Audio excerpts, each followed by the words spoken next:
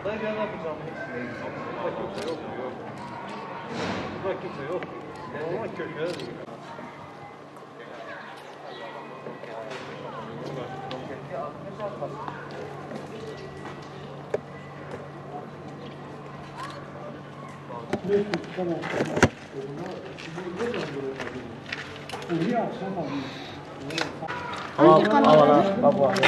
Gazeteci. Hangi gazete abi? Dado. İçindeki yok abi. Abi bu kuşun bu kadeliği nasıl açıyor? Açıyor.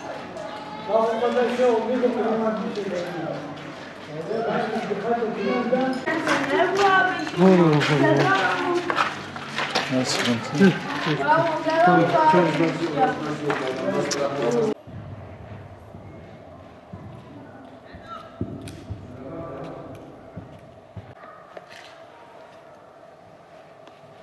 Bu da kuşum.